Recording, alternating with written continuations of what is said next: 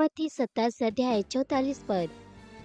इस प्रकार डाकू भी जो उसके साथ क्रूस पर लटकाए गए थे उसकी निंदा करते थे। लूका 23 अध्याय 39 से 41 पद।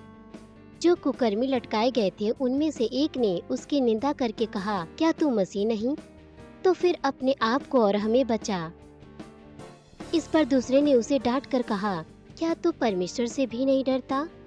तू भी तो वही दंड पा रहा है और हम तो न्याय अनुसार दंड पा रहे हैं, क्योंकि हम अपने कामों का ठीक फल पा रहे हैं, पर इसने कोई अनुचित काम नहीं किया। यूहन्ना 19 अध्याय 34 पद। परंतु सिपाहियों में से एक ने बर्छे से उसका पंजर बेधा और उसमें से तुरंत लहू और पानी निकला।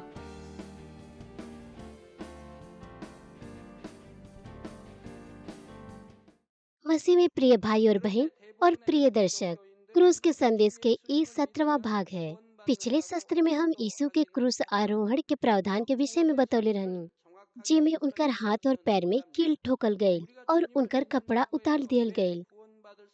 मसीह में प्रिय भाई और बहन, काय के यीशु अपन लहू बहने उ श्रापित भइने और उ क्रूस पे लटकावल गईने। हमनी के जे इस पे विश्वास करेनी के अपने पाप से क्षमा कर दियल गइल बानी के और व्यवस्था के श्राप से मुक्त हो गइल बानी के। परमेश्वर के ओ संतान जे यीशु में विश्वास करेला अपने उद्धारकर्ता के तौर पे उनके स्वीकार करेने, वो बीमारी, कमजोरी, गरीबी और सब प्रकार की दूसरी आपदाओं से मुक्त रहने। यही से जे प्रभु के स्वीकार कई ले लेबा और परमेश्वर के वचनानुसार जीवन बितावेने, वो हमेशा सुरक्षित रहने। यदि हमने के वचन में रहे के फिर भी परीक्षा और कसौटी ते आई, परंतु ये परीक्षण आशीष के लिए हुई। याकूब 1 अध्याय 12 पद कहला, धन्य वह मनुष्य जो परीक्षा में स्थिर रहता है। वही से यदि आप परीक्षा में धन्यवाद और प्रसन्नता से पार करेनी, तब परमेश्वर स्वीकारी है कि आप धन्यवाद के साथ परीक्षा के पार कैले बानी। ये वचन के अगला हिस्सा कहेला, क्योंकि वो खरा निकलकर जीवन का मुकुट पाएगा, जिसकी प्रतिज्ञा प्रभु ने अपने प्रेम करने वालों से की है। और साथ ही मत्ती 5 अध्याय 10 पद भी कहेला, धन्य वे जो धार्मिकता के कारण सताए जाते हैं, क्योंकि स्वर्ग का राज्य उन्हीं का है। एक ऐसी स्थिति में जहाँ पर आप धार्मिकता के खातिर काम करते हुए सतावल जानी या फिर प्रभु के नाम के लिए यदि आप धन्यवाद से ओके स्वीकारे नहीं, तो फिर आप बाद में और भौतिक आशीष प्राप्त कर में। तो फिर यदि आप मुसीबत और परीक्षा के सामना करे नहीं, काहे कि आप परमेश्वर के वचन अनुसार ना जिए नहीं, तो आपके का करे के चाहिए? ये मामला में आपके अपनी गलती से पश्चाताप करे के चाहिए और ओके छोड़ देवे के चाहिए। हालांकि ये जा शर्त बा, हम हमेशा आपके वो चीज के बतौले बानी, जब पहला विश्वास और दूसरे विश्वास के स्तर पे होने, यदि वो पाप करे तो ऐसा पाप बा जो क्षमा हो जाला यदि वो पश्चाताप करे न। विश्वास के तीसरे स्तर पर ऐसा पाप के लिए जो उनके नहीं करे के चाहिए। तीसरे या ऊंचे विश्वास के स्तर पे ऐसा पाप बा जो मृत्यु की ओर ले जाला और दूसरा पाप बा जो मृत्यु की ओर ना ले जाला। परमेश्वर हमने से कहना है कि हमने को उनके लिए प्रार्थना करे के जी मृत्यु की ओर ले जाए वाला पाप करना है। यदि आप विश्वास के तीसरा या ऊंचा स्तर पे बानी, तो आप जाने नहीं कि कौन पाप मृत्यु को ले जाला। यदि लोग इच्छा से और पाप के करे तो उनकर उद्धार न होई। वैसे परमेश्वर हमने से कहना है कि हमने को उनके विषय में प्रार्थना न करे के। प्रिय श्रोता, छोटन बच्चा के मामला में जन आपन विश्वास प्रदर्शित ना कर सके न, आपके का करे के चाहिए? यदि वो बीमार हो जा या कोनो दुर्घटना से ग्रसित हो जा, ये मामला में वो परमेश्वर के कार्य के अनुभव उनकर माता पिता के विश्वास के द्वारा कर सके न। एक बार एक बढ़न के अंगूर के दाना 2 महीना के बच्चा के श्वास के नली में चल गई और उनकर स्थिति नाजुक हो गई। अंगूर उनकर फेफड़ा में चल गए और खून उनकर फेफड़ा में जमा होत रहल। ए कारण वो सांस नहीं ले पात रहल। डॉक्टर कहने अब कोनो आशा नहीं बा, काहे कि वो बच्चा छोटान बा, वो इस ऑपरेशन भी ना हो सकेला। और अंत में मस्तिष्क में ऑक्सीजन की आपूर्ति की कमी हो गई और मस्तिष्क में समस्या आ गई रहल। वो कहने भले ही वो बच्चा बच भी जा, तब वो सामान्य तौर पे विकसित ना हो पाई। अगर ऑक्सीजन आपूर्ति ना हुई तो कोशिका मर जाये। ए परिस्थिति में उनके अभिभावक परमेश्वर पे विश्वास करे के निश्चय कईने और परमेश्वर के वचन अनुसार जीवन न जिये के खातिर पश्चाताप कईने। तब वो लोगन हमार प्रार्थना जौन टेलीफोन से संचालित प्रतिक्रिया सेवा में ऑटोमेटिक रिस्पांस सर्विस रिकॉर्डिंग रहल, उसे सुनने फिर बच्चा बहुत ही जल्दी ठीक होए लगल। जौन बच्चा आईसीयू में मृत्यु के प्रतीक्षा करत रहल, ओके एक सप्ताह में अस्पताल से छुट्टी कर दिहल गई। कुछ दिन बाद उ लोगन एक्सरे लाने और अभिभावक और चिकित्सक एक बार फिर से आश्चर्यचकित हो गई ने। बच्चा के मस्तिष्क में कोनो समस्या नहीं रहल और उनकर फेफड़ा में से अंगूर पूरा तरह से यहाँ तक कि ओकर बीज भी गायब हो गई रहल। सर्वशक्तिमान परमेश्वर अपने सामर्थ्य द्वारा ओके नष्ट कर देने। मसीह में प्रिय भाई और बहन, यही प्रकार से परमेश्वर के उस संतान जोन प्रभु पे विश्वास करे न, यदि वो विश्वास से प्रार्थना करिए ते वो प्रभु के नाम से उत्तर और आशीष प्राप्त कर सके न, जे हमनी के हमन के पाप से छुटकारा देले बने। लेकिन प्रभु के ग्रहण कैली के द्वारा जोन सबसे बड़ा आशीष है वो ई है कि उनके स्वर्ग के राज्य में जाता नहीं, के नरक में ना आई। नरक एक भयानक स्थान है। 9 अध्याय 48 से 49 पद कहला, जहाँ उनका कीड़ा नहीं मरता, ना आग बुझती है, क्योंकि प्रत्येक जन आग से नमकीन किया जाएगा। ई वर्णन करेला कि नरक में जाए वाला कौन प्रकार के सजा पाई है। हम एक दर्शन देखले रहनी जेमे नरक में आत्मा अपन शरीर के ऐसन मड़ोरत रहली माना ऊ बहुत कठिन डांस करत बा, जैसे गरम बर्तन में नमक तड़केला। आग की झील के गर्मी और दर्द के कारण वो अपन शरीर के वैसे ही ऐठत रहने और कुदावत रहने। ओइजा ना केवल आग के झील बा, परंतु गंधक के भी झील बा, जौन की आग के झील से 7 गुना गरम बा। गंधक के झील ओ आत्मा के लिए हवे जे आग के झील के अपेक्षा के गंभीर पाप कैले बाने। जौन आत्मा गंधक के झील में रहल उ ना तो कूदत रहल ना चिल्लात रहल। दर्द और पीड़ा इतना तेज रहल कि उ अपन शरीर के हिला भी ना सकत रहने या ना कोनो आवाज निकाल पावत रहने। नरक में आत्मा अनंत काल के दंड के बिना आराम कैले आग की झील और गंधक के झील में भोगेला, और यदि वो मरल भी चाहे तब वो ना मर सकेला। ओइसे बाइबल कहला हमनी के लिए ये बेहतर बा कि हमनी के अपन हाथ और पैर के काट दी के, ताकि हमनी के पाप न करी के और नरक न जाए के। हमनी के चर्च के उद्घाटन के बाद लंबा समय ना भइल रहल, परमेश्वर हमके नरक के आग के झील और गंधक के झील दिखौने। वहाँ एक बहुत बढ़न आग के झील बा। वो जे आग के झील में बा वो अपन छाती से ऊपर दिखाई देने। ऐसा लगेला जैसे कोनो नाइट क्लब में नाचत रहने वैसे वो नाचत रहने। ये वही परिस्थिति के समान बा, काहे कि वो इतना गरम बा कि उनकर शरीर गंभीरता से ऐठत रहल। ए तरह से दर्द में उनकर शरीर ऐठत रहल। लेकिन गंधक के झील में जौन लोग ओमे बाने वो अपन गर्दन तक ओमे बाने, ओइसे वो अपन शरीर के भी ना हिला सकेने, ना कोनो आवाज निकाल सकेने। आग के झील में वो कम से कम चिल्ला ते सकेने, परंतु गंधक के झील में वो चिल्ला भी ना सकेने, काहे कि वो इतना गरम बा। मान ली आप सतावल जात बानी, तब आप चिल्ला सकेनी जब दर्द सहले योग्य होखे। परंतु यदि वास्तव में वो सताव असहनीय होखे ते आप खाली करा सकेनी। वो गंधक के झील में चिल्ला भी ना सकेने और ये सदा काल तक चलत रहेला और ई मिलियन सालों तक समाप्त ना हुई। उनके अनंतः ओ सताव में रहे के परी, ओ नरक के आग में। लेकिन जौन सजा नरक के किताब में बतावल गइल बा वो वास्तविकता में आसान सजा हवे। तो फिर अनंत सजा जौन आग के नरक की सजा बा कब वो प्रत्येक आत्मा के लिए निर्धारित कर जाये। इस सब नरक की किताब में बा। 7 साल के महाकलेश काल हुई और ओकरे बाद 1000 वर्ष के धरती पे राज्य हुई, और 1000 वर्ष के राज्य के समाप्ति के बाद बड़न श्वेत न्याय सिंहासन हुई और ओकरे बाद वो नरक में फेंक दियल जाइ हैं। वो आग के और गंधक के झील में अनंत काल के लिए दुख भोगी हैं। तब तक उनके वो दंड मिली जेकर व्याख्या नरक के पुस्तक में कइल गइल बा। परंतु नरक में फेंकल गइले से पहले उनके अधोलोक में कौने प्रकार के आराम मिले। मान ली एक विवाहिक जोड़ा के एक ही प्रकार की सजा मिलत बा। यदि पति के यातना दियल जात बा ते पत्नी के देखत के कुछ आराम मिलेला, लेकिन वो देखत देखत चुप ना रही, परंतु वो अपने पति के श्राप देले कि ओकरे कारण वो नरक में गईल। एक कारण ओके कम से कम कुछ सेकंड के राहत वहाँ मिलता, परंतु ऊ जे आग और गंधक के झील में फेंकल जाइ हैं उनके कोनो प्रकार के आराम कब्बो ना मिली। उनमें से जे नरक के देखले बा परमेश्वर के अनुग्रह के द्वारा उनमें से कुछ कहन है कि वो अलग अलग प्रकार के दंड ओइजा देखने। आग और गंधक के झील के अलावा उ लोग देखने कि ओइजा लोग के शरीर के चारों ओर सांप लिपटल बा। उकाब लोग के आँख के नोच रहल बा। उ लोग देखने कि लोग के भाला तलवार और सुई से सजा दिहल जात बा। परंतु बाइबल निश्चित रूप से कहला कि नरक आग और गंधक के झील हवे। ओही से ओइजा स्थान जहाँ दूसरे प्रकार के दंड दिहल जाला वो अधलोक हवे। अधलोक उ स्थान हवे जहाँ मृतक आत्मा जेकर उद्धार ना भइल बा अंतिम न्याय के खातिर प्रतीक्षा करी, जो उनकी बढ़हन श्वेत न्याय सिंहासन हवे। ये स्थान भी व्यापक रूप से नरक से संबंध रखेला और दर्द भी बहुत तेज होला। पर ये वास्तविक नरक नाई है। वो आत्मा जे के एजा दंड मिलेला न्याय से पहले, वो आग और गंधक के झील में जई है न्याय के बाद। और आग और गंधक के झील के दंड और दर्द की तुलना अधलोक के दंड से ना कइल जा सकेला। यदि आप नरक के भय के जानेनी, तो आप अपने हृदय के गहराई से अंगीकार कर में कि आपन हाथ और पैर के काटल बेहतर हवे, बजाय एकरे कि आप नरक में जाई।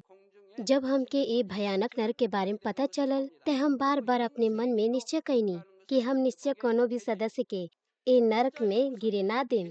और काहे कि हम बहुत दुख महसूस करेनी कि संसार में बहुत सी आत्मा नरक के ओर जात बाने, काहे कि वो सत्य के ना जानने। हम अपन बेहतर कोशिश कर रहल बानी संसार की सेवकाई में कि एक और आत्मा बचा सके, परंतु धन्यवाद के साथ और सबके जे प्रभु के ग्रहण कैले बाने अपने पाप से क्षमा मिलल बा ओ दुख के द्वारा जोन यीशु क्रूस पे उठाइने, और आप स्वर्ग के राज्य में जेले के योग हो पहले बानी। परंतु ऐसा नाई बा कि आप अपनी खाली होठ के द्वारा अंगीकार कर में ते आप माफी पाजे में कि प्रभु हम विश्वास करत बानी। पहला यूहन्ना 1 अध्याय 7 पद कहला, परंतु यदि हम ज्योति में चले जैसे वे स्वयं ज्योति में है, अर्थात हमने के पिता परमेश्वर ज्योति में बाने। और एजा ज्योति का अर्थ है सत्य और भलाई, जिमे कोनो बुराई नहीं बा। और हमनी के सहभागिता एक दूसरे से हवे, और उनकर पुत्र यीशु के लहू हमनी के सब पाप से शुद्ध करेला। ए पद में हमनी के देख सकेनी कि पाप के क्षमा के लिए एक शर्त हवे, और शर्त ई हवे कि हमनी के ज्योति में चले के बा। बाइबल में दोनों पुराना और नए नियम में ई कहीं भी ना कहल गइल बा कि यद्यपि हमनी के पाप करत भी रही के तबो बचाल जाल जाई।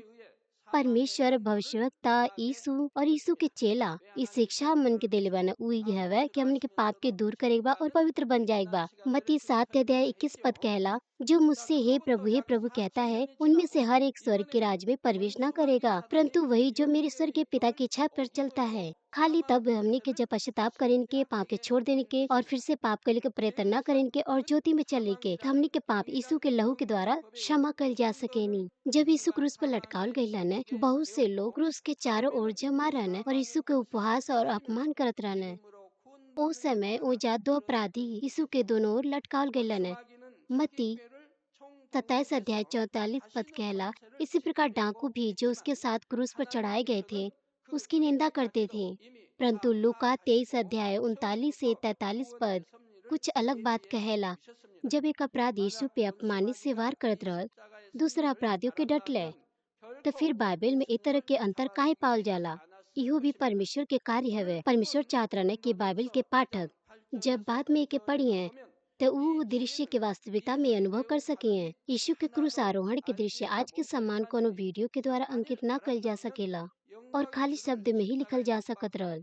बाइबल में सब चीज के विस्तार पूर्वक जन मनुष्य के खेती और उद्धार के मार्ग के विषय में लिखल, यहाँ तक कि 1000 पुस्तक भी काफी ना हुई। ए भाव से क्रूस आरोहण के दृश्य के सारांश कइल गइल बा और परमेश्वर ए प्रकार से एके अंकित कइले बाने कि हमनी के ओ दृश्य के बहुत ही वास्तविकता से अनुभव कर सकी के।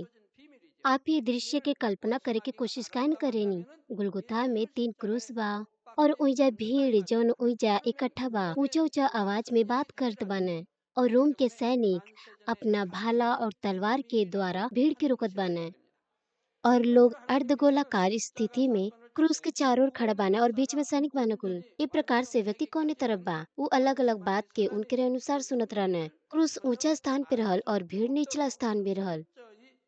और यदि के वो अपराधी के तरफ खड़ा बा यीशु के अपमान करत बा, वो व्यक्ति ओके साफ तौर पे ओके सुन सकत रहल कि वो का कहत बा, लेकिन वो दूसरे तरफ के अपराधी के सही से ना सुन पावत रहल। प्रभु के क्रूस बीच में रहल और एक तरफ के व्यक्ति वो अपराधी के जन उनकरे नजदीक रहल साफ तौर पे सुन सकत रहल, लेकिन दूसरे तरफ के अपराधी के वो साफ तौर पे ना सुन सकत रहल।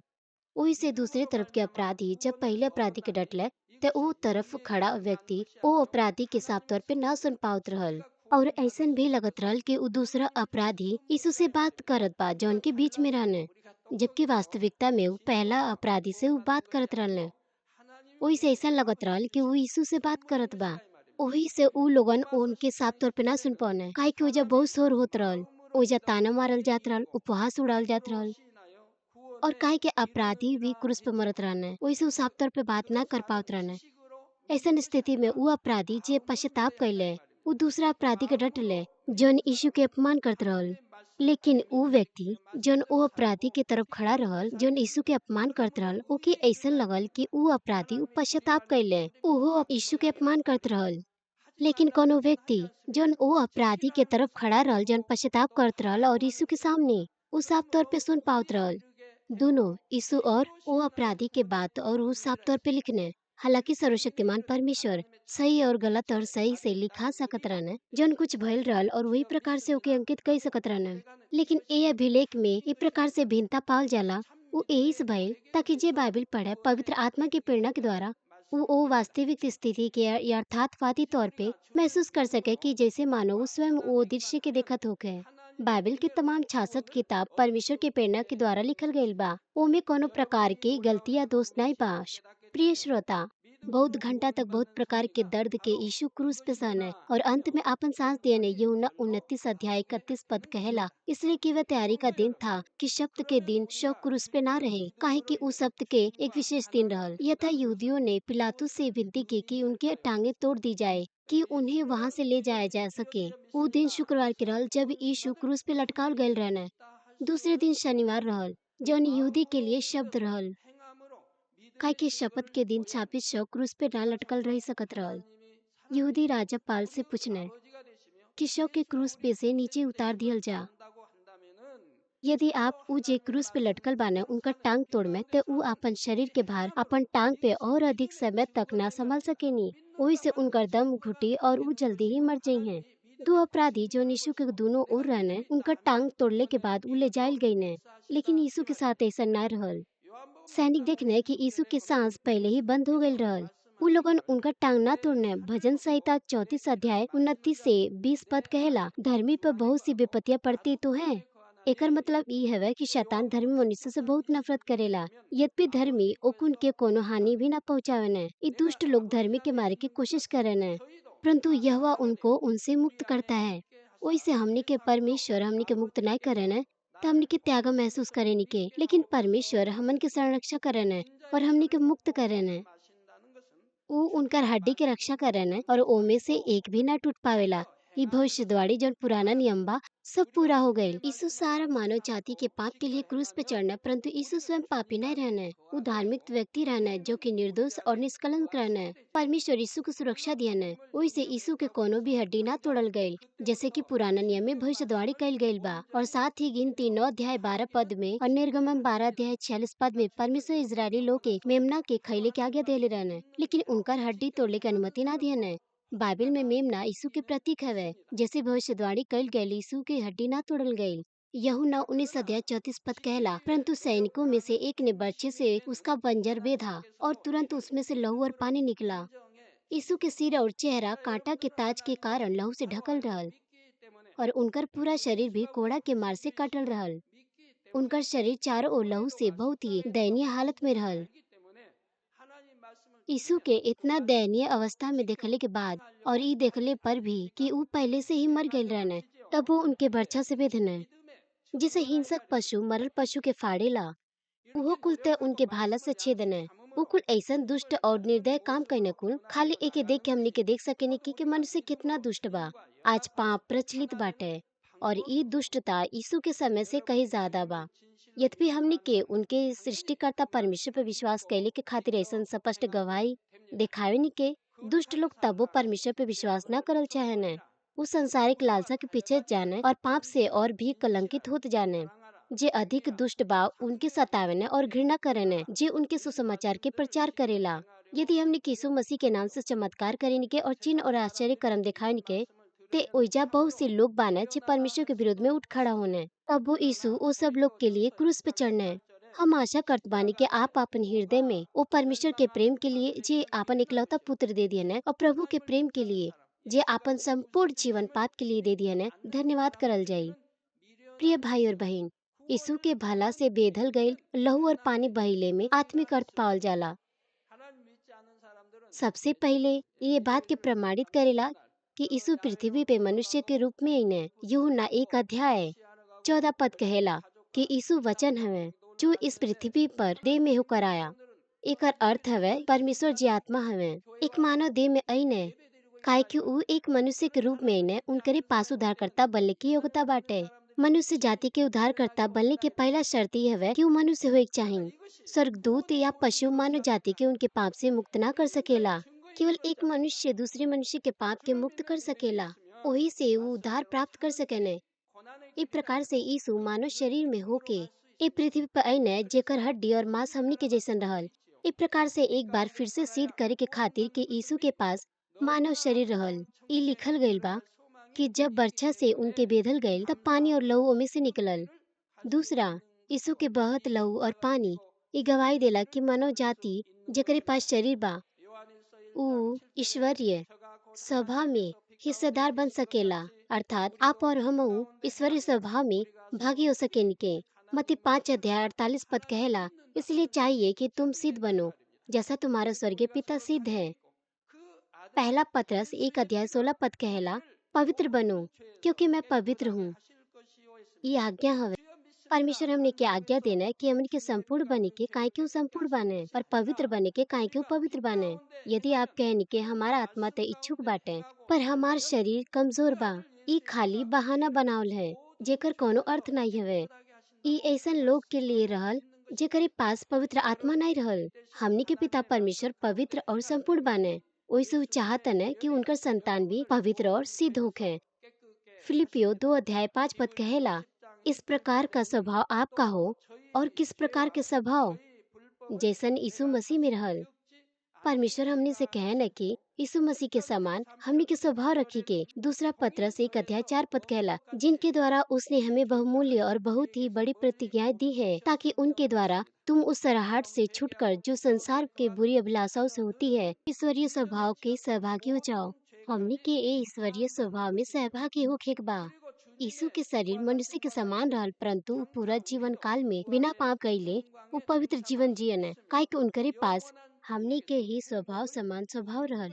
उनकरे पास मनुष्य के समान भावना रहल, परंतु ऊ तब वो शैतान के परीक्षा के पराजित कइने और सत्य के द्वारा जीवन जियने। वो खाली परमेश्वर की आज्ञा के पालन हाँ और आमीन के साथ कइने और आपन कर्तव्य के पूरा तरह से पूरा कइने। ओइसे हमनी के यीशु के समान ईश्वरीय स्वभाव से सहभागी हो सकेनी के।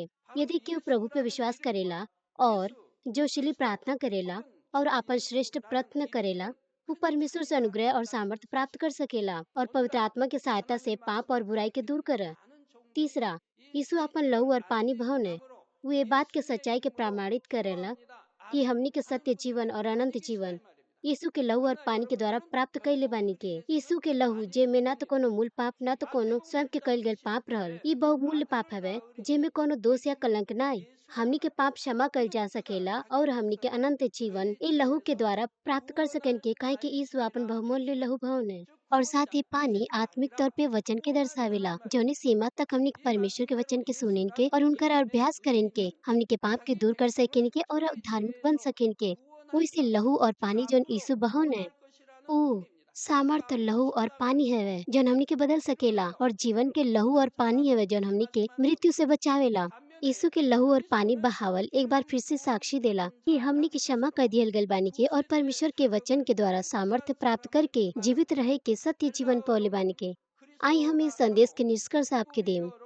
मसीह में प्रिय भाई और बहन, यीशु दुख के मार्ग में आनंद और धन्यवाद के साथ चलने कि बहुत से आत्मा उनका दुख के द्वारा बचाल जा सके। क्रूस आरोहण के अंतिम क्षण में वो दुख से बचले की कोशिश ना कइने। ऊ तब तक प्रार्थना कइने जब तक उनका पसीना लहू के बूंद ना बन गए पिता के एक प्रावधान के पूरा करे के खातिर। हम आशा करते हैं कि आप भी हमेशा यीशु के दुख के और लहू और पानी के बहौले के प्रेम के बलिदान की याद कर में जोन यीशु हमने के लिए उठाईने। यीशु सारा दुख के उठा लियने और आपन लहू और पानी बहा दियने। एक के और के खातिर ना, वरन ई आपके कारण, आपके पाप के कारण भइल, आपके बचाव के खातिर। यीशु के ई महान प्रेम हमने के प्राप्त कैले बानी के। ओकर बाद हमने के का करे के चाहिए? इफिसियो 5 अध्याय 1 अध्याय कहला, इसलिए प्रिय बालकों के समान परमेश्वर का अनुकरण करो और प्रेम में चलो जैसे मसीह ने तुमसे प्रेम किया और हमारे लिए अपने आप को सुखदायक सुगंध के लिए परमेश्वर के आगे भेंट कर दिया।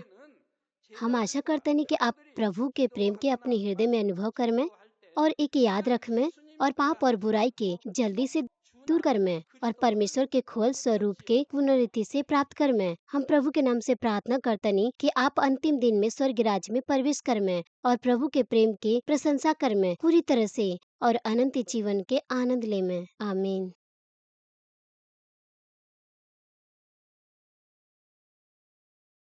हालेलुया। सर्वशक्तिमान प्रेमी पिता परमेश्वर, कृपया अपन हाथ तमाम भाई और बहन पर रखी जे यहाँ पर ये प्रार्थना की ग्रहण करता।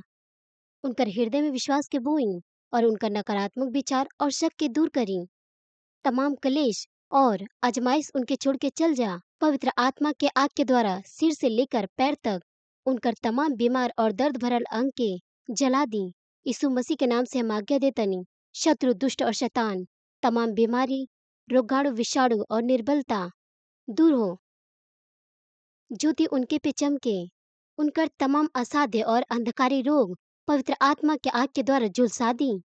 तमाम प्रकार के महामारी, मलेरिया सहित जला दी। तमाम संक्रामक रोग, जुखाम, बुखार उनसे दूर हो जा। पिता उनके तमाम प्रकार के रोगाणु और विषाणु से सुरक्षा दी। उनके तमाम प्रकार के कैंसर, पेट के कैंसर, फेफड़ा के कैंसर, जिगर के कैंसर, छाती के कैंसर, गर्भ के कैंसर और आंत के कैंसर से चंगा करी। और तमाम दूसर बीमारी जैसे कि एड्स, लुकेमिया, दिमागी रक्तघात, उच्च रक्तचाप, धीमा रक्तचाप, हृदय के रोग, फेफड़ा के रोग, स्त्री रोग, थायराइड के रोग और तमाम सूजन और जलन दूर हो जा। पोलियो, लकवा, गठिया और आंत के रोग से ठीक हो जा। तमाम प्रकार के दर्द उनसे दूर हो जा। पेट दर्द, सिर दर्द और मानसिक दर्द सहित मृगी, स्वलीनता, उदासी तंत्र के रोग और तमाम दूसर मानसिक बीमारी से ऊ आजाद हो जा। तमाम प्रकार की लकवा से ऊ खुल जा, उठे, चले और कूदे। वो अच्छा आँख की दृष्टि प्राप्त करे और अच्छा सुनने की शक्ति प्राप्त करे। अंधा देखे लगे, बहरा सुने लगे और गूंगा बोले लगे। दुर्घटना के तमाम दुष्प्रभाव से ठीक करी। उनका टूटल हड्डी के ठीक करी। उनके जलन से ठीक करी। जलन और दहन संवेदना उनसे दूर हो जा। तमाम प्रकार के नशे के लत से और पदार्थ के इस्तेमाल से साफ हो जा। पिता मृतक कोशिका और उत्तक कोशिका तंत्रिका के फिर से ठीक करी और मृत्यु के फिर से जिला दी। उनके आशीष दी गर्भधारण के। पिता उनके गर्भधारण के आशीष दी। यीशु मसीह के नाम से हम आज्ञा देता नहीं, शत्रु, दुष्ट और शैतान, हवा के शासन, बुरी सेना और उनकर दास उनसे दूर हो जा। बुरी आत्मा, अशुद्ध आत्मा, धोखा की आत्मा, झूठ की आत्मा, अलग करे वाली आत्मा और तमाम अंधकार के बल दूर हो। दुष्टता के तमाम बंधन खुल जा, उनसे दूर हो जा। ज्योति आ जा। पिता परमेश्वर उनकी ताकत दे कि वो प्रार्थना में पुकारे, पाप के दूर करे के उनकी सामर्थ्य दें और वो पवित्र हो जा। वो भला स्वस्थ में बनल रहे जब उनका प्राण सम्मिलित होता थे। उनकर परिवार में सुसमाचार के प्रचार कैल जा। उनके सुरक्षा दी तमाम प्रकार के दुर्घटना और विपत्ति से। अपन बच्चा के उनकर घर, कार्यशाला और व्यापार के सुरक्षा दें। पवित्र आत्मा के आग की दीवार से स्वर्ग सेना, स्वर्गदूत और अपनी धधकती आंख के द्वारा। पिता परमेश्वर आपके धन्यवाद, सारा महिमा खाली आपके मिले। हमारे प्रभु यीशु मसीह के नाम से हम प्रार्थना करते नहीं। आमीन।